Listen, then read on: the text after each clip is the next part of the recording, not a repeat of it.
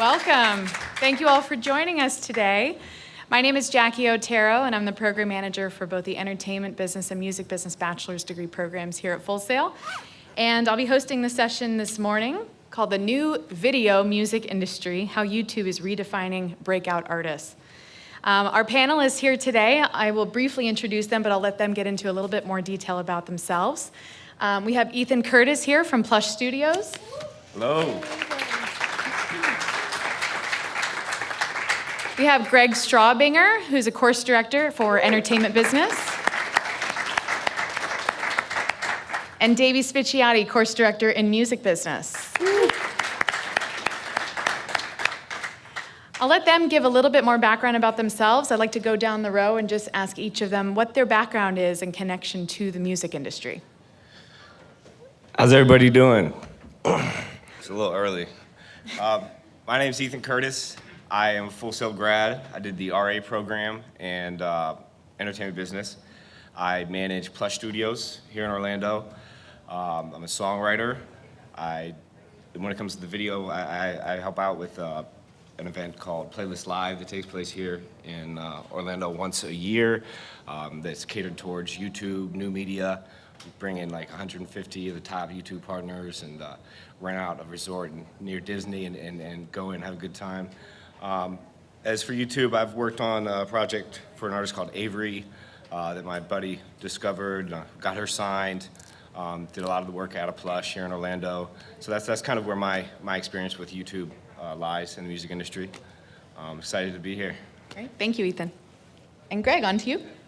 Hi, I'm Greg. Most of my background is in broadcast radio.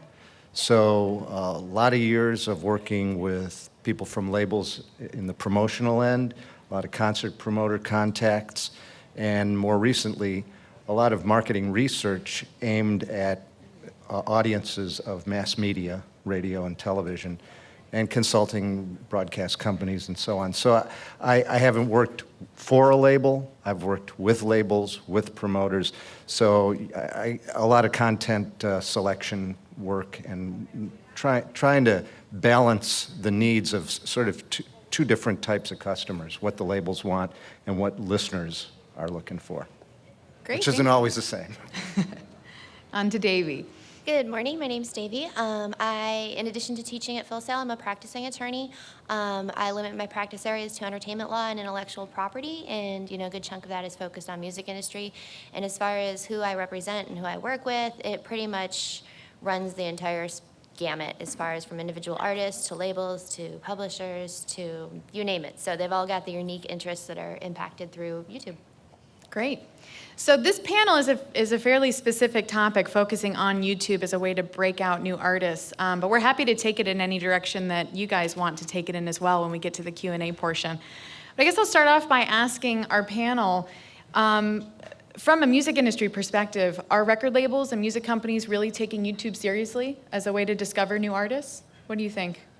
I'll start off. Absolutely. I mean, look at Justin Bieber, look at Austin Mahone.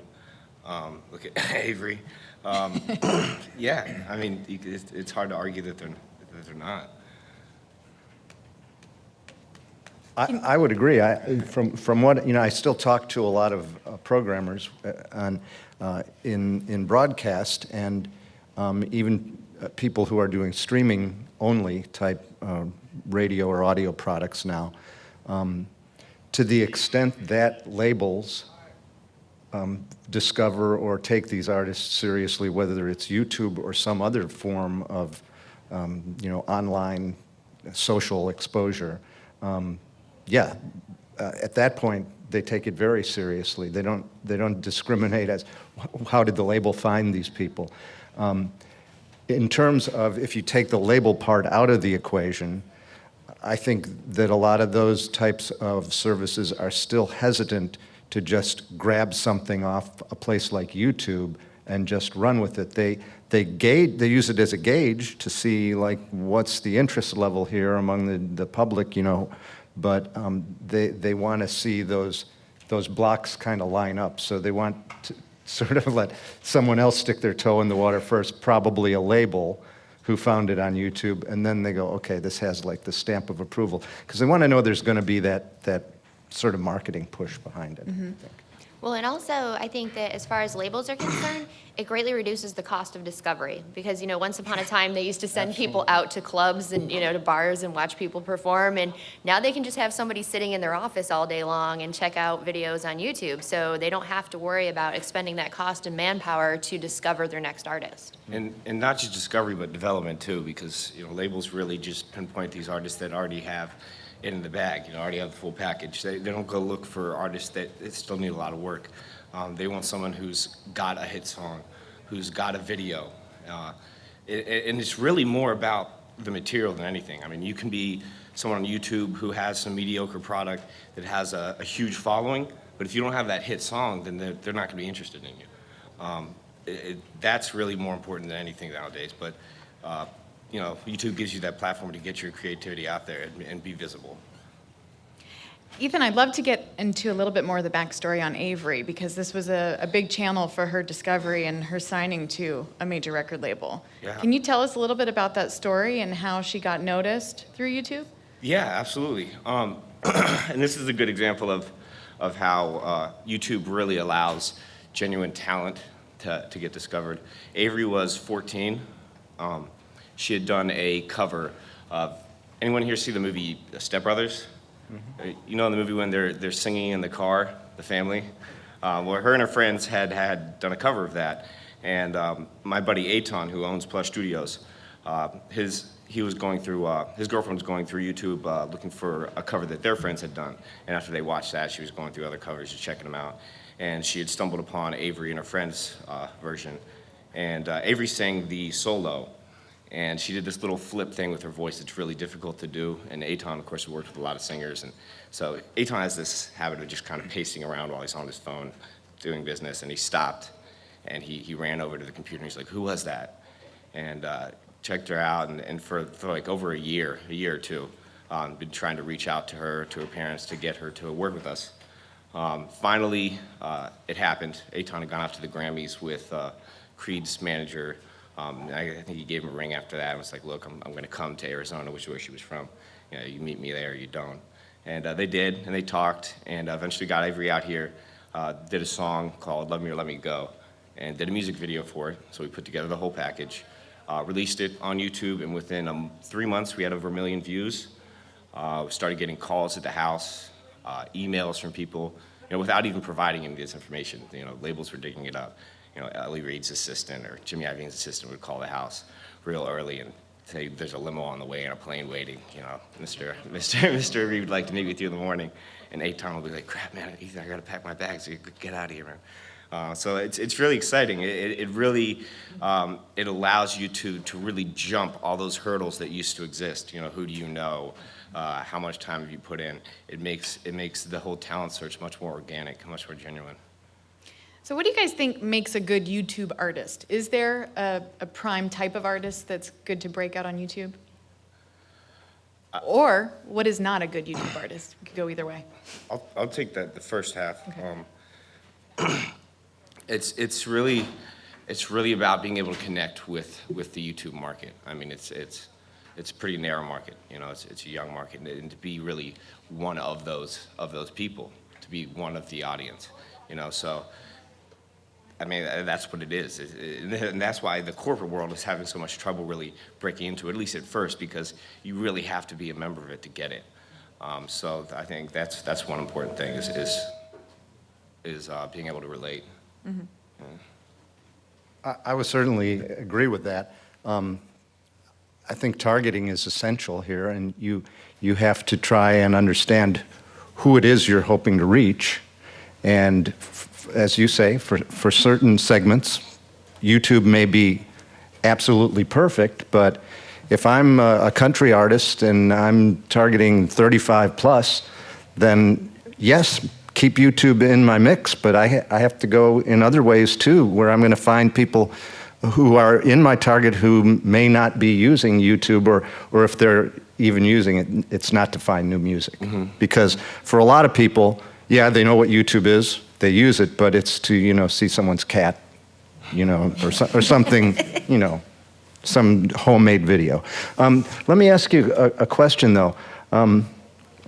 This is not purely music now. We're talking about video as well. How important do you think the visual part of it is? Oh, I think it's very important. I mean, when I was really young, the music industry, the product was the music. You know, that's not it anymore. You know, video was a means to sell music. You know, it was an ad. Now the video is the product. You know, we used to sell mixtapes. Nah, mixtapes aren't it anymore. It's music videos. You know, so I think the video is huge. It's taken over. It's now the video. What was the title of the film? The video, new video music industry. So yeah, I mean, I think it's huge, and video allows for so much supportive content too. I was reading somewhere, I can't remember what it was, but they say, on average, for every piece of content you put out on your page as an artist, as a recording artist, by content, I'm referring to like the more high production value, like a music video. You should have at least 6 pieces of supporting content. So, behind the scenes, the making of, or stuff like that. I mean, video's very important. Yeah. Which then that also narrows a little bit who can really make the most of a format like YouTube. Yeah. Oh, how do you mean? Do they look good on camera? Well, just does the visual support the target? Does the visual really match with the brand you're trying to put out there? Yeah. I mean, it really opens up. It opens up limits as well as opportunities, of course. That's what I mean. Yeah. I'm curious from the audience perspective, how many of you guys have heard about YouTube's new music subscription service that's been kind of talked about the last few months? Anyone? Okay, not too many actually. Okay, so since about October, all the tech websites have been spreading around the rumor that YouTube is getting ready to launch a music subscription service. We were actually expecting it back in December, and it hasn't launched yet, but from what we hear, it should be in the first quarter of this year. So they're entering a very crowded space already of a lot of music streaming services that are fairly popular already. What do you guys think? Is this a good thing for the music industry, for YouTube to get into music streaming subscriptions? This is why we love having an attorney on the panel. I think streaming is almost, at this point, it's a necessary evil. It is the format that people choose. That is the medium that they listen to music. But, from a perspective of monetizing it, it's a terrible thing, honestly, because, how many of you guys actually buy music rather than stream it? Okay, I know, right? Now, notice that when we, the amount of hands that went up, this is probably proportionately higher, super skewed, because you guys are music people, right? So if we think about it society-wide, the vast majority of people aren't purchasing music anymore, they're streaming it. And from a financial aspect, from a royalty aspect, that's really detrimental to the artist, to the songwriter, to the label, to everybody involved, with the exception of possibly the streaming service. Just because of the fact that the royalty rates that they get for streaming are so much lower than they are for, an album sale. And then when we bring YouTube into that mix, the way it works now is, how many of you guys listen to music on YouTube rather, or in addition to streaming, but use YouTube to listen to music? Okay. When you listen to a song on YouTube, instead of streaming it, they're getting about half of the royalty that they would have gotten from the stream. So, yeah, it's gone down to, hold on, I got figures here because I can't remember numbers to save my life. I know, I'm a cheater. Lawyer. Anyways. Okay, so Spotify, they pay out about $6,000 to $8,000 in royalties per million streams. $6,000 to $8,000 per million streams of a song, okay? Versus YouTube, $3,000 per million views of a song. So think about that. How many more views is YouTube supplying? That's true.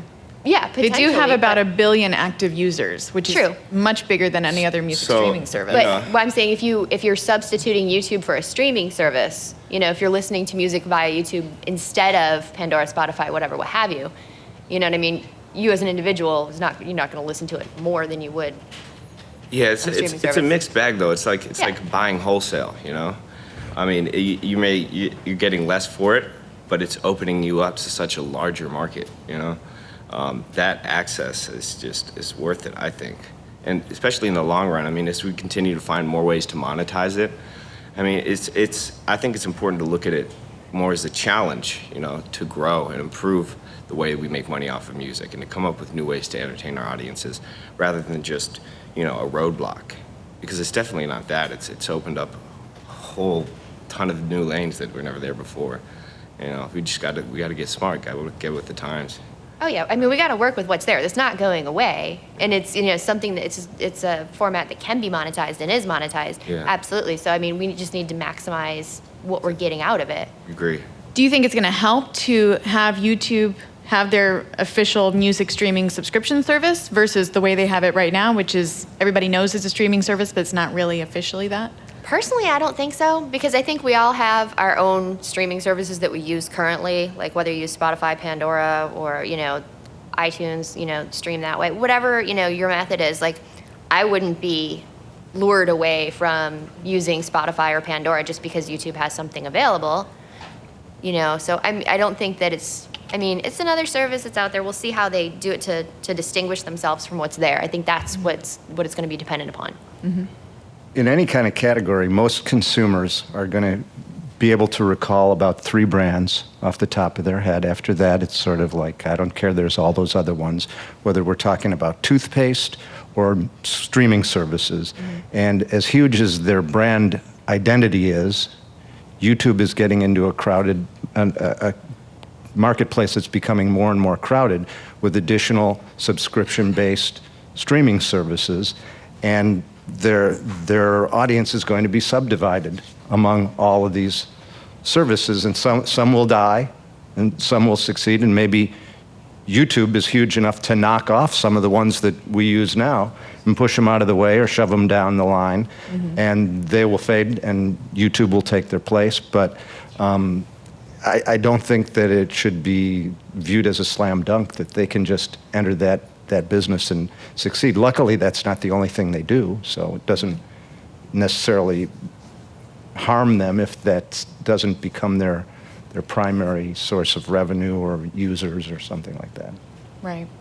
Does anybody know who YouTube's parent company is? Ooh. Ethan. Google. So Google actually got all of the licenses in place from the major record companies several years ago because they were getting their own Google Play music service ready to go. So they were very smart in that way that they made sure that they covered YouTube in those initial licenses. So I'm just wondering, is Google a good, you know, music company? Are they the type of company that you want to be in the music industry? They're the type of company that I want to be my parent company in the music industry. I personally think when it comes to music or to anything else for that matter, when you start saying like, is Google a good company to be in the music industry? Google's huge, and it's in so many different things that for me personally that dilutes their knowledge, their impact, their involvement in one particular segment of what they're doing. So for the music industry in this case, I personally prefer companies that are, we are music, we love music, this is what we do, we are music industry people. I think they have a better idea of the nuances of what's going on, and they're more passionate about it. Not to say that Google couldn't, have an arm of its company that's filled with people like that, but just in general, you've got to also keep in mind that at the end of the day, decisions about, budget and activities of the company are going to come from higher up, the Google execs, and whether or not they put the same emphasis or focus or want the same direction as the people who are in the music, arm of the company, who's to say that that's going to happen? So. If we didn't have a warm and fuzzy feeling about the major corporations that have existed in the past in the music business, I don't think we should feel any more comfortable with Google, another giant global corporation. But to the extent that their reach and their wherewithal allows them to be a powerhouse in media, they have as much right and probably as much chance of doing the right thing as any of these other big companies have done in the business. And it's always been a mixed bag. So I don't think we should brand them as evil, but as Davey said, yeah, this is a giant company, and they're going to make business decisions. I think they dropped their slogan, "Don't be evil." Didn't they drop that a little while ago? It didn't test. It's a good slogan. I mean, I also too, I think that it's important to consider that I think Google will be much more open to innovation. I mean, you have these old school labels who are so stuck in their way and are just so slow at getting with the times that maybe that's going to be Google's edge. And that's what they do, is they innovate. That's a great point. Google's power is limited with YouTube and other social media and things like that. They kind of have to listen now. They have to pay attention, do something differently, and they can't just do business models. Yeah, so maybe innovation is definitely something that could be injected more into the music industry, so maybe it'll have a good effect. Absolutely. Well, I think one thing that is definitely changing is the traditional album cycle. I think that's becoming a little bit less important now that we have sites like YouTube that we're getting our music from. We're sort of moving away from that traditional album cycle once every few years to a constant cycle of content. And like you were saying, you know, bringing 6 pieces of content for every music video that you put out there. Who do you guys think is doing a really good job out there as far as artists go of using sites like YouTube to release creative content on a regular basis and engaging their fans?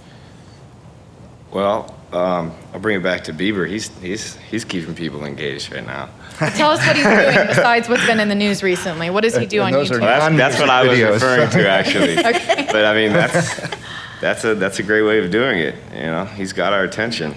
That's for sure. But I mean, there's so many out there.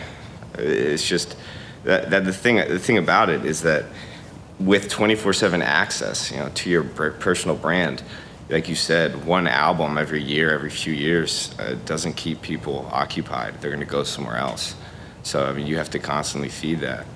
Does anyone else want to jump on this one? I mean, I think there's something to be said for that, but also I think there's something to be said for making people want it. You know, like to wait for a while and be like, oh my God, they're doing a new album, oh yay, you know, like and I am a bad example for this because I am not in the target market for, you know, the YouTube group. I am not, you know, what was it, like 14 to 24 or something like that. I'm way past that. So me personally, I'm a vinyl girl and I love physical product and I love it when a band or an artist that I like, you know, hasn't come out with something in a while and they just released something and you know, that gets me super excited about it and I'm a lot more likely to run out and access that music, either stream it or purchase it or whatever, than I would if it was just a constant flow of content being released because then to me it becomes just kind of like white noise, like yeah, they got more music, you know, like eh. But at the same time, though, what's happening is like I pointed out earlier, you are getting those pauses between, you know, the high production value content. It's the in-betweens that keep them from leaving, but keep them interested, and you know, also allow you to promote for the next big release. So it's not like they're releasing a new full-out music video every day.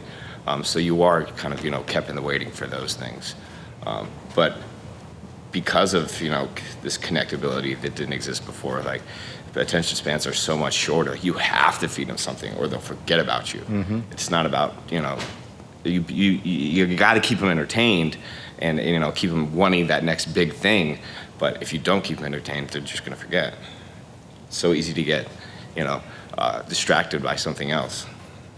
In terms of marketing plans and promotional plans, I think labels have always been conscious of and cautious about having that next single shove the current single off the charts, off the air, off the services, whatever it may be. So there's always been this idea of we need to let this peak and see that the audience is done with it or starting to back away from it and then bring the next new thing. And I don't see internally, other than, as you say, being tied to the old, we've done it this way forever, then we're going to continue. If I record 12 songs with an act, I don't have to put them on a CD and hand them all out at once. I can say, this one's for this month, this one's for 2 months later. I can have a plan, then I can watch what happens. If this one goes nowhere, here's the next one. If this one's great, yeah, get ready. The new one's coming soon, you know, and build it. Yeah, it's a great way to test your fan base. I mean, what was it that Bieber? I keep bringing him up, but I mean, the ultimate example. Ethan's He was a believer. releasing. Yeah, he did he's like the a whole YouTube poster boy. Didn't he do like Yeah. a whole like album that wasn't an album that he released on YouTube or something that just for the fans to see how they reacted to it? They basically like to test what direction he was going to take his album. None of the tracks were actually meant to be on the actual product. It was just a way to test the market. So I mean, yeah, you're right. It's If he didn't do that, he should. yeah, he did. Someone He should. did do that. Yeah. A lot of them took off too. Yeah. A lot of the songs did really well. So when we think about YouTube videos and music being a big part of that, I feel like I kind of categorize it as kind of your traditional band videos, kind of the same types of videos you would have seen on MTV, and then you have those super gimmicky videos that are just sort of trying to go viral, right? I think Psy comes to mind. What does the fox say? So, I mean, what do you think works as far as getting people's attention? Is it good to go that gimmicky route? Is that going to ultimately hurt the artist's career? What do you guys think about that? I think it depends on what type of career you're going for. And what the gimmick is. Yeah. So, say again? What the gimmick is. Yeah. Like, OK Go, like their, you know, their videos worked miracles for them, you know what I mean? But it was good for them, and it wasn't, you know, too schmaltzy, you know what I mean? It wasn't, you know, it did what it needed to do for them. Are you guys familiar with the OK Go videos? The treadmill video is probably the most well-known one. That's pretty old now, isn't it? It's wicked old now. It's wicked old now. It was a pioneering video. Yeah. Yeah, I mean, it really, she's right. It depends on what the gimmick is. I mean, are you trying to be, like a comedy, comedic artist? Are you trying to be like a major label, recording artist? I mean, it all works, but, you're going to define your brand with what you put out there, so you just got to be weary. And ultimately, if it's fine to make the splash with a gimmick or something, visually sensational. Ride that way. But can you grow beyond that? Because that's very momentary. And if your image is entirely married to that one gimmick, you either keep repeating it till it completely wears out, or you have to constantly one-up yourself. Yeah. I think Miley Cyrus has done a good job of that. She keeps trying to one-up herself. She's doing it. Well, I would love to know what you guys are thinking about out there. I would be happy to turn it over to a few questions from the audience. I feel like a few of you guys are itching to jump into the conversation. Any questions or comments that we could address? Gentlemen. Got one over here and one right here. Let's go right here first since you're closest. As far as YouTube and shock value go, you talk about Miley Cyrus being one of the artists that kind of blows up. Do you think, Psy does a trend and goes with it, but Miley goes for more of, why did she just do that? Which one do you think the whole shock value is a reason more people will go to a YouTube channel or page? So what was the question again? Shock value. Do you think Yeah. it's a good way to go? I mean, yeah, it's a good way to go, period. I mean, it's been happening forever. Eminem's whole career was, fed by that, among many other things, absolutely, it's a good way. Miley's a perfect example of why it succeeds. I think popular music has always utilized the technique of scandalizing the older generation to publicize itself. And you could probably go back decades, if not centuries, for that. The waltz was shocking when it was new. So, in a sense, Miley that's a tried and true, tested formula. But in her case, and I think everybody here is aware of this, you are a music follower, you know who she is, you're interested in her music, you would have found it anyway. But people who had no idea who Miley Cyrus was, didn't know Hannah Montana was the same person, they all watched that video too. The what? She did who? Let me see. Wow. Okay, now I know her name. So suddenly you're on a much broader stage, much bigger platform. Yeah. If you can't please them, offend them, and they'll still know your name. I mean, look at I think two of the biggest artists on, as far as music videos on YouTube last year. I think of Miley, I think of Robin Thicke. I mean, look at the elements that are common in both of those And you can videos. get away with a lot more on YouTube. You Right. know, like back in the days of when MTV played videos, you know, they had advertisers to, you know, that they were kowtowing to. You don't want to offend your advertisers and have them pull out because you're showing something too shocking, too obscene, too whatever. You know, and YouTube's got a lot looser of a standard as far as that goes. So you can get away with, you know, things that wouldn't necessarily be broadcast otherwise. Good point. Let's go to a question up here. Oh, I'm sorry. Did you already have one? It's very hard to see with the spotlights. So I notice a lot of the panel so far has been more the business side, or the practical side of artistry through YouTube. What would be more of a beneficial tip or advice given to the actual artist side of becoming the next big thing if they were successful to be the next big thing? I touched on it earlier. The most important thing, the one thing that labels are looking for is a hit song. So it doesn't really matter. I mean, it does. If you have a hit song and you have a great following, you know, obviously it doesn't hurt. But I know Aton, who again, he owns Plush, a great friend of mine, just came and visited to say hello to all the interns and just have a family meeting over at the studio. And this was a topic that came up then, and he was talking about how recently they had some meetings with some YouTube artists. One group who apparently had a huge following, you know, millions of subscribers, and then another group who was so new they didn't even have a name for their band yet, but they had a hit song, and they signed them. Because that's what A&Rs do all day, is they look for hit songs, whether it's for the artists they already have or for new acts. So the most important thing is to put out that one piece of content that's it, rather than just saturating, you know, your channel with a bunch of BS or, you know, subpar stuff, because anyone can do that. Okay, can I just add on to that? I totally agree.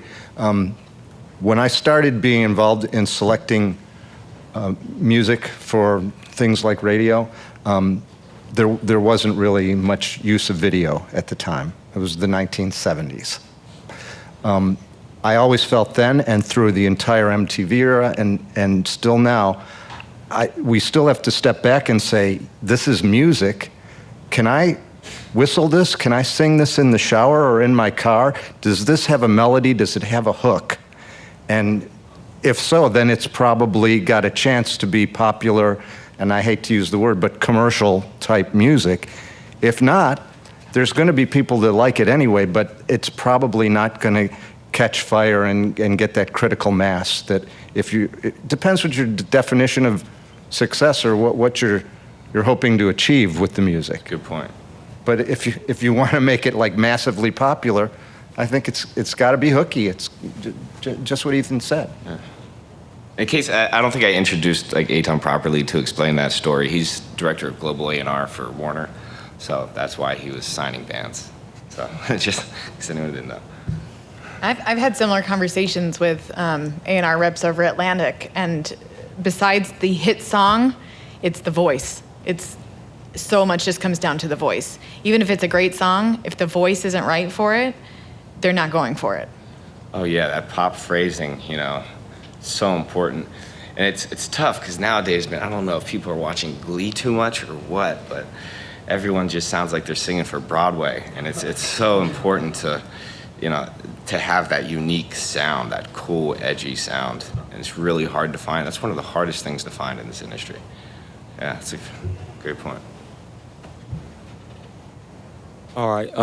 I guess in the past couple of years, you've had artists like, remember when all the Harlem Shake videos popped off last year, and you had that guy Bauer who I didn't know that particular song actually became it translated into a #1 radio hit, and it hit #1. And then you have artists like Psy who will have that one hit that was the biggest hit, but after that, no one's talked about him since 2012. It completely fell off. And then you got like guys like, I guess like Macklemore, who will have a stunning visual video, and eventually it just translates to radio, where just like, you guys didn't see this on the internet 5 months ago, and now it's constantly on radio. So I guess my question is Like, how do you guys think something goes viral like that? Or what do you think is most important when something goes viral? Do you think it's the music, the substance of the music, or do you feel it's just the visual part that helps that go viral the most when it comes to, like, musical artists? And I guess that's because some artists fall off after that big buzz, and some artists capitalize on it and they can build strong radio presence off of it. I think it's all relative, man. I don't think there is any one thing that does it better. It relies more on what you do better yourself as that artist. Ethan, we need a formula. Before we leave today, we need an exact formula. X equals. I think in the early going, when you're talking about the audience that's watching it on YouTube or any service that has video as well as music, then yeah, the visual is at least half of what's selling it to people, probably more. Just my guess, I don't have numbers on this. But if you want to have that afterlife with a different target audience that's using exclusively audio-only services, the music's got to be there. The visual's no longer there to support it at that point when you're streaming it just as audio. Yeah, and if you're trying to, again... Which is why, yeah, sorry. No, Which is why, you don't see some of those artists make that leap into a music-only type of realm. They're just a video, splashy, then it's gone. That's my guess. Yeah, and like the point you made earlier, it all depends on what your goals are. If you're trying to get signed to a major label as a recording artist, then, like I said, that hit song, the song is the most important thing. But if that's not your goal, then that wouldn't be the case. I see lots of hands. I'll just let the stage manager. Okay. So with the artist's perspective too, you talk about the hit song. For an artist, would you suggest they do a lot of cover songs? Because I know that's really popular with what the artists are doing to get noticed, or more original material? Covers are great. They used to be even better. YouTube changed their search algorithm, and it's not the same as it used to be. When we were doing Avery, all it was a battle for who did the cover of the biggest, the most recent hit song first. Because then you're going to be at the top of the search list. But it doesn't work like that anymore. But I mean, covers are important, absolutely. Yeah, you should do that. Plus, I mean, if you just do original content and it's not all up to par, then you're tainting your brand with subpar material. So that's why I think it's definitely important. Again, if you're going for that major route, to be very wary of what you put out when it comes to original work.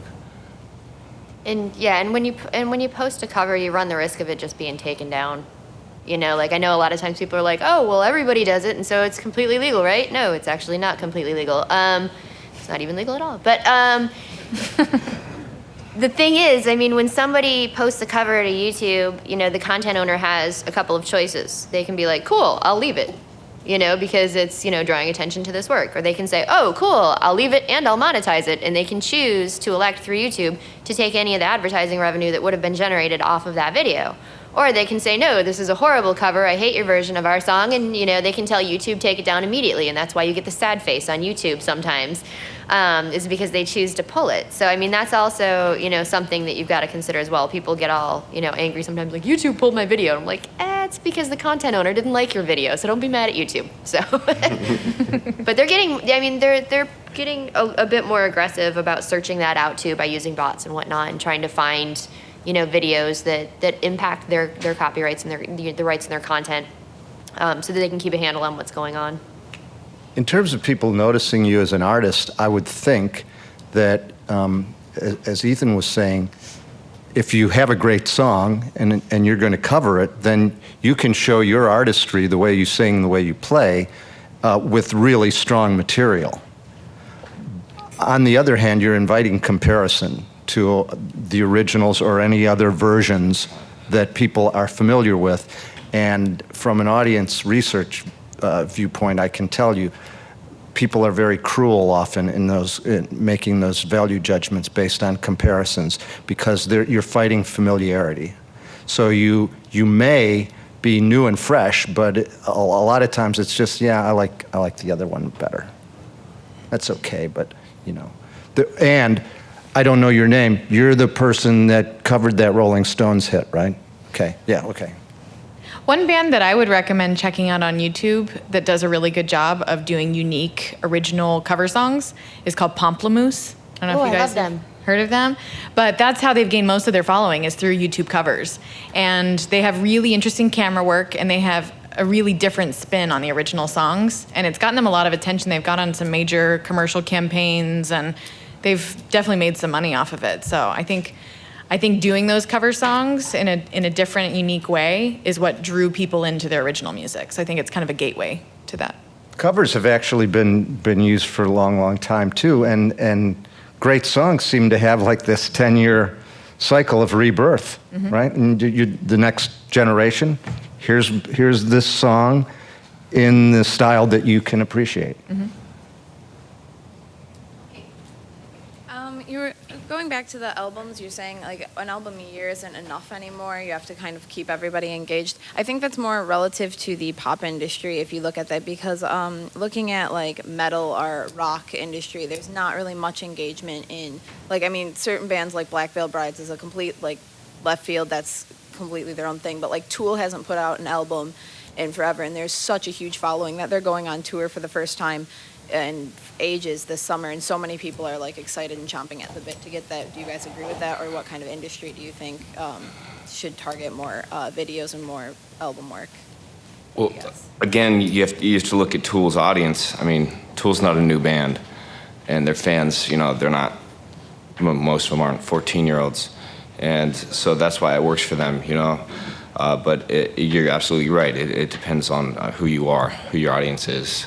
And I think that it's more a fact of that than the genre. Although, yeah, pop music does, you know, is a better example, you know, obviously. But I think that's the case with Tool. It's just they've been around for forever, you know.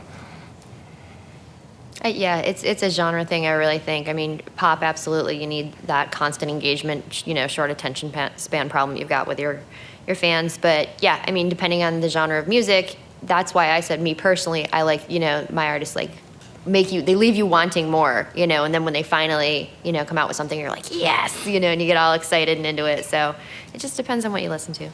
But then you look at somebody like Amanda Palmer, you know, poster child for social media engagement, and yeah, how's that going for her lately? she's not a pop star. She's not a pop star. Pop is short for popular, so what's trendy? It's what's happening now. That is for popcorn. I made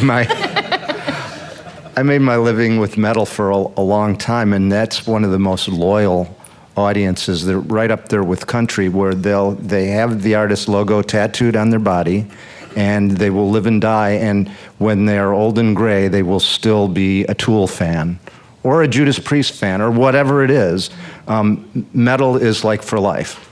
I say that between metal and musicals. Like people who love musicals, it's the same kind of fan base. Yeah, exactly. They go to the show, buy the T-shirt. Phantom. Yeah.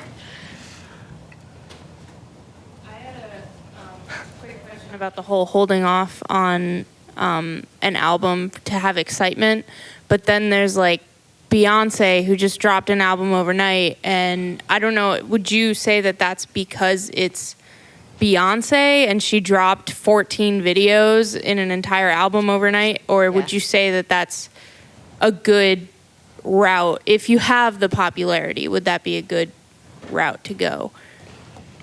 Yeah, because if you have the popularity like Beyonce, then absolutely. I mean, I'm not asking if I have kind of popular. no. Oh, no, that's not what I meant at all. That's not what I meant at all. Yeah, I think it has a lot to do with the fact, I mean, she has a lot more room to play around because she's Beyonce, and she's married to Jay-Z. So, yeah, I mean, some artist that has no following whatsoever trying that would probably be wasting a lot of capital. Yeah, it goes back to what Greg was saying earlier, like cannibalizing your own releases. You know, you don't want to do that and cut short that cycle, or, you know, cut short interest and throw too much out there at once. Ethan talked about the short attention span that we're all developing, constantly increasing or decreasing our attention span. But historically, the record business started with singles, and albums were simply a booklet of single 78 RPM discs put together like a photo album. I didn't know that. Yeah. I'm not really as old as 78, but that 12-inch LP and the CD, that's a more recent development. So really, it's like we're back to the future now in terms of the single thing. And I would think that the labels can easily adapt to that, and I'm happy to sell you these one at a time. Yeah. You know, if you're going to buy them. That's exactly what they're doing. I think anytime an artist is able to bundle and release something in a new way, it's great because it's just a way to draw attention to the music. And the thing is, it's so hard to replicate. I don't know if anybody else is going to be able to release an album like Beyonce did, you know, no advance notice, all music videos, because whoever does it next, they're going to just be a copycat of Beyonce. Just like with Radiohead and In Rainbows. Everybody was talking about that 5 years. Gosh, it was even longer ago than that. And it was just so hard for anybody else to do it after that because it was known as Radiohead's idea. We're in a room full of people who appreciate the artistry of music, and I don't mean to bring it down to just a commodity, like a commercial product, but in terms of marketing, if that's what you want to do, if you want to generate some kind of revenue with this, in addition to creating your art and releasing your passion to the world and all this, then you have to look at simple marketing concepts like you want to deliver to your consumer what they want, when they want, how they want it. So if it's in a package of 12 and that's what they want, then that's what you should be putting out there. If they want the variety or the option to select one element at a time and or bundle, or that's what you got to do. That's what any other product would do in the marketplace. Going back to like the formula that you're talking about for YouTube, I feel like That'll be at the end. yeah, the secret formula. No, don't you feel like a lot of it pertains to going back to following trends and figuring out the beginning where, like you said, the Harlem Shake, when it was released, people started releasing video after video, trying to get a following from it, and then eventually, after you get that following from that trend, you start a new movement and a new trend. Don't you feel like that's how people necessarily gain their followership and maybe starting the new movement for their... I think you're already hitting the jackpot if you're able to start one trend. If you're able to do that again, I mean... Call me. Yeah. Yeah. How many I lotteries mean, do show you us who wanna could do hit? that. Yeah, that's really hard. Kind of lightning striking twice in the same spot, you know? What do you guys think? We have to distinguish between a fad and a trend, first of all. I think you can create multiple fads, possibly trends. That's a taller order. I like the formula pairing a song with a new dance move. That seems to work really well. Yeah. You know? I mean, and we're not just talking about YouTube. It's always been that way. I mean, look at Elvis, and I mean... Soldier Boy. Yeah.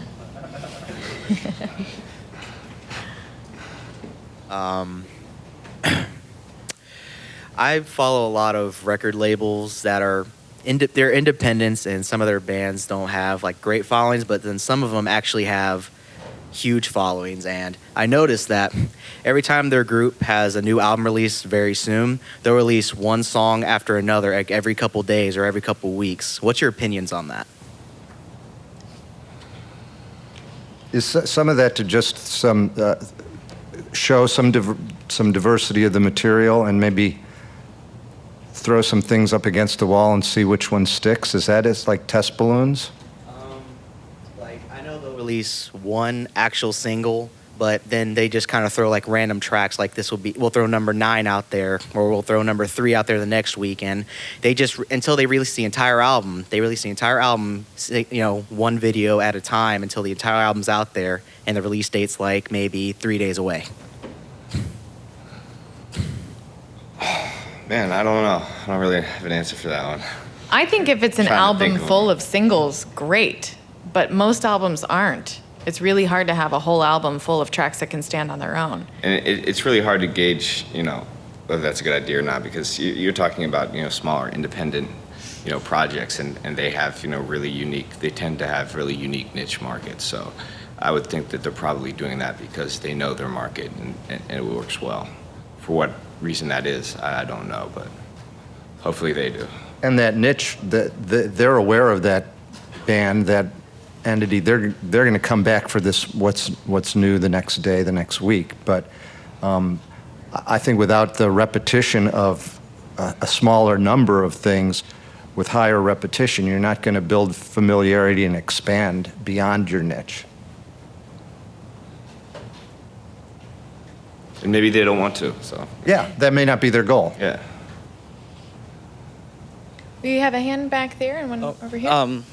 You take an artist like Macklemore, who was fully independent and made pretty crazy videos before he really, really got popular.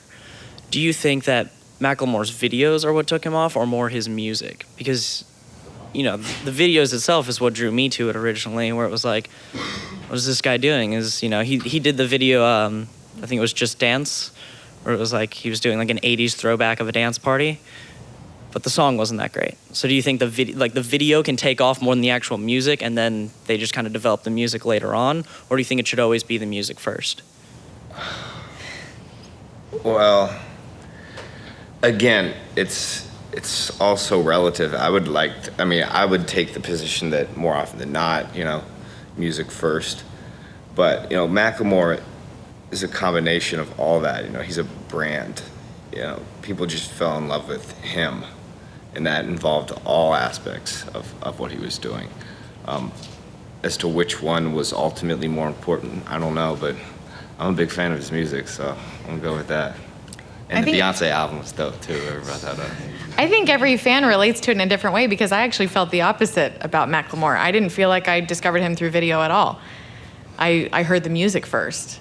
So it's funny that each one of us will relate to it or find it in a different way, but he obviously did it very well in all different avenues. But I think it's always dangerous to not start with the music. And I think it's important to point out with Macklemore that there's this common misperception that he's fully independent. He's not. He had major label distribution, which, is a cannon. That is huge backing. And without that, who's to say that he ever would have become a household name? So I think, that was really, key.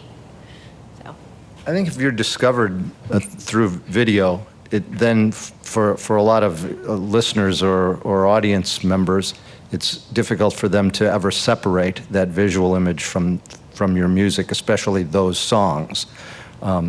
Whereas if the first discovery is just the audio, you can survive sometimes a sort of bad or mediocre video. You can get over that sort of, wow, they don't look like what I thought. Or, yeah, I'm not nuts about the video, but great song. It's hard to make it go the other way. And, forget about, I like the way they look, but these songs are just, Yeah, no, I'm totally That's a with career you. as a model then. Yeah. And I'm one of those people, which I'm going to say this and everybody's going to be like, why are you even sitting up here? I hate music videos. I hate them because here's the thing. To me, I hear music and it develops in my mind organically, what I picture, what I see, what I associate with it. And then you watch a video and it rips that all away from you. Every, personal connection you had with the song has now turned into somebody else's portrayal, which might be completely different from what you have invested in it. And to me, it's like, oh, that video sucks. And I'm like, and now I've just gotten to the point where it's like, I don't want to watch them because I'm like, don't ruin the song for me. The song and I have a thing together. We have a special connection. And one of the effects the video can have is to say, don't think, here's what this song means. Yeah. This is what this is about. Here, this is the image that goes with this song. Instead of you deciding as a listener. It's not, I don't think that's absolute, but that can happen. Unless the video has nothing to do with this. And then it could be good. And then it's like, wow, all right, whatever. Yeah, and videos, like you said, it can define what we're supposed to perceive that, the song means. I know with Avery, we did a single called Go Screw Yourself, and everyone was kind of worried about, is this going to come off as rude? You know, but what it was a song about bullying, you know, and about, you know, standing up for yourself and such. So we had to make a video to make that clear that that was the message that was being delivered. So I mean, it can limit, it can also help you get your message across. I mean, as an artist too, I mean, it is your art. So if it means something to you and you want people to know that that's what it means, then it's a great tool to make sure they do. Video could also just be a visual reference of your performance, and in that case, then you're simply allowing people to enjoy or understand what you do as a performer, and you're not telling a story necessarily. It'd be the same if they were in the room with you. Yeah, I mean, it's like a throwback to Sinead O'Connor's floating head and nothing compares to you. Like that was, you know what I mean? There was nothing else other than her just, you know, singing the song and emoting, and that was it. And you're right, once you see that image, I could never separate that from that song. Right. For good or for bad. Yeah. You know, it cements it in your mind. I have a question. My name is Candido. I want to thank you guys for being here today. We appreciate your insight. But it seems like the majority of your responses is saying that all of our questions are pretty much relative and dependent on the circumstance, which is cool. But I just wanted to say that through my exploration, I've been reading a couple books called Contagious, Made to Stick, and The Tipping Point. And I just wanted to know you guys' take on that, and you feel like it's good literature to maybe explore to further get a better understanding for what we're asking. Well, those are really business books and marketing books. So I think that's always a good thing to learn when you're trying to get your music out there. So I think you're actually taking it from a good angle, because ultimately that's what we're talking about today. Even though the art is at the heart of what this is, YouTube and music videos, it's marketing. That's what we're talking about. And Greg talked about, did you say whether it's toothpaste or a song? Yeah, it was, you know. You know, it's a product, and we're trying to get that product bought by people and seen by people and exposure. And That could be your goal. You may have other reasons for doing what you do that don't require you, or you may need, you know, there are artists historically who don't want anyone to buy their work. It's not for sale, it's for me. You know, if that's your goal, then you don't have to worry about target markets and all that thing. Mm-hmm. But I do think if you are trying to market it, then yeah, use those basic marketing principles. And now those types of concepts that you're referring to, absolutely, yeah, that's got to be part of it now, to allow people to help other people discover and enjoy what you're doing. Yeah, and regardless of what virally, yeah. Regardless of what your product is, I mean, the answer about what's going to work for you is always going to be it depends. Just stupid lawyer answer, but it is true, because I mean, just like with other products like toothpaste or whatever, you have people that you are focusing on that's your target, and there's other people who, no matter how you run it, no matter how you market it, they're not going to buy your product. Nobody's ever going to promote or pitch pork rinds to vegans. Like, it's just not going to happen. It's not the people who are going to be interested, just like you wouldn't use a pop formula for a metal band. It doesn't work the same way. You know, that's not your market. So it is always going to be an it depends kind of a situation, unfortunately. Yeah, again, it's all relative because it depends on your goals. And we're sitting in a room with, you know, business students, maybe RA students, you know, so you just have to define your goals when you're asking these questions. Maybe we'll be a little more definitive with our answers. And maybe if you're an artist or a producer, maybe it's better to shut some of that stuff out, because you don't want that to infiltrate your art, you know? Sometimes it's good to ignore marketing for the sake of the art, but somebody at some point, if you want to make a living off of it or make money from it, has to worry about that. But sometimes it's good to have those be different people. My next question was like a 2-in-1, but you kind of led into my next question as far as, let's say, whether you are an artist or you're the person, like the manager, like, I guess just depending on your goals, like, no one necessarily wants to be like a jack of all trades, like, because you could just wear yourself so thin. But, you know, I guess at the beginning of your career, unless you really have a big monetary backing or you have a huge fan base, no one necessarily either cares, believes in you, or wants to even get involved. So when it comes to, I guess, marketing and putting yourself out there, you got to come up with a video and, music. You got so much to juggle. Where would you say start? Because as you said, sometimes for the sake of your art, you can put 100% in your music, and if someone else can say, hey, I can push this and get, we could team up and we can make some money and we can get this out there, let's do it. But a lot of times, things don't happen that way, but someone might see your video on YouTube with like a couple thousand views and be like, let me contact this person the same way you did with Avery. Like, you seen it and you heard just this small thing that didn't even go viral, and you just heard it because, Yeah, well, I would say that it sounds like maybe you're limiting yourself to established professionals when it comes to team building. But I mean, you're sitting in a room filled with kids that all have different interests, different goals, that have different talents. And when it comes to whether or not people believe in you, it all starts with you believing in yourself. And if you exude that, other people are going to pick up on it. And while you're here, man, you have access to so much, be it infrastructure, be it people, and to keep your eyes open and see who's really dedicated, who's out there doing stuff, who's trying things. It's so important to build a small circle while you're here of a few people who bring something to the table that's unique and who are as dedicated and as passionate as you. And I know when I was here, there was always that one circle that was really doing it. And everyone knew him. All the students knew him. All the teachers knew him. Everyone knew him. And it's up to you whether or not you're going to be a part of that circle. And this is the place to do it. So, I mean, if you have a project, man, do it while you're here. Get started. And it's a great way to build experience while Yeah, that's good. Yeah.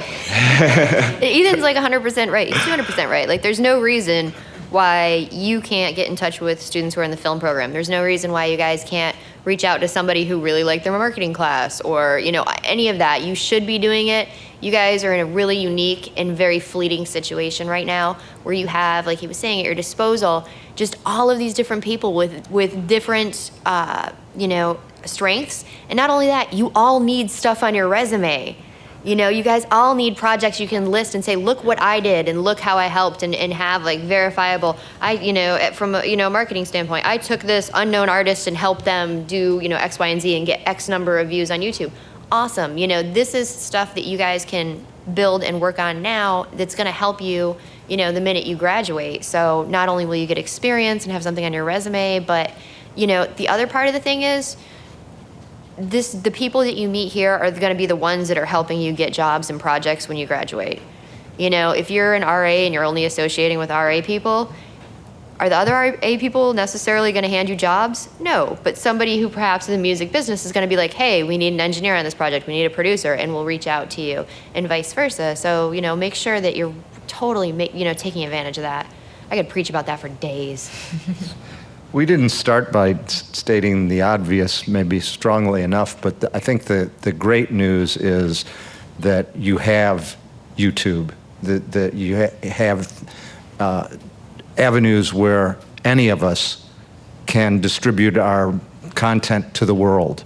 And that wasn't always there, and you're not any longer in this, as Ethan said, just the who you know, kind of a few gatekeepers, a few channels strictly controlled, and a lot of hurdles and filters to pass through before anyone can even decide if they like you or not, like your material or not. Now you can put it out there. You can find out the brutal truth. Of course, since all of us can do it, if we all do, there's an awful lot for the general public to sort through to find you. But if you are able to break through, differentiate yourself, then these other things that we talked about, then those basic marketing things, I think, come into play. But at least the good news is you can get it out there. That didn't used to always be the case. Free. Yeah. Mm-hmm. Free. Very, very little cost. Mm-hmm. Yeah. Yeah, I'm excited about it. All right, can we take a question right here? I think we have time for one or two more questions. I swear this one is simple. You have a YouTube channel or video. What is the best way to promote it? I don't want to answer. I said a simple answer, so it was a simple question. It's all relative. Okay, nobody's allowed to answer with "it depends." Are you Go. targeting a group of people that uses social media that you no, well, then obvious. Yeah, because that's not going to cost you very much, and you can reach a lot of people that way. If you're targeting a group of people who maybe don't use those services as much, and that's probably a diminishing number of people as years go forward, but then you're going to have to find out where they live and reach them in whatever way they, do they still read newspapers or print magazines? Then be there. I think what he's touching on is it comes down to market research. If you're trying to do what, say what Miley's doing, then watch what Miley's doing that's working. You can. Yeah. Huh? Or Miley's doing that's twerking. Oh yeah, it's working. That was clever. I should have thought of that. So I mean, that's the great thing about YouTube too, is you can watch what your competition's doing, and you can copy it and pick up what works and what doesn't, and then come up with your own twist too. So again, it comes down to your goals. But you have access to so many examples of failures and successes. So and there's analytics available to you now that you would have cost you a lot of money to generate some sort of survey in the past. Just by the virtue of you using these digital services, you can almost get down to the individual person and see who likes this, who's responding to me. And I hate to sound like anybody's mom, but here, a lot of times where you guys are focused, or we're all focused on like what's going to get the most views on this video, and should we go for the shock factor, or what should we do to get the most views? But don't forget about the long-term impact on your career or the artist's career. Just going for the short-term most views isn't necessarily the best idea that you could have. Just as a for instance, like if we want to talk about Miley, because she keeps coming up and what's twerking for her, yeah. Mm-hmm. Like, is she somebody that you, like an advertising agency would want to use her to represent their product, to license her music? Depends on what they're selling, and most likely not, so keep that in mind when you're, trying to reach all of these viewers, what you're doing to get them to watch you. You want to make sure that it's not potentially having a negative impact on, whether or not people want to license your music and place it in film, television, and commercials, because that's where a lot of the money is these days. And if anything, you want to maximize your ability to be commercially acceptable in that manner. So I think you also need evangelists.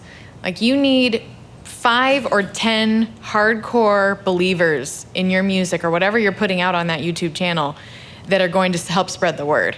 And if you don't have 5 or 10 people that are your early adopters, then you need to look at what you're doing. Maybe something's not working, or maybe you need to work on it more before you distribute it or promote it or release it.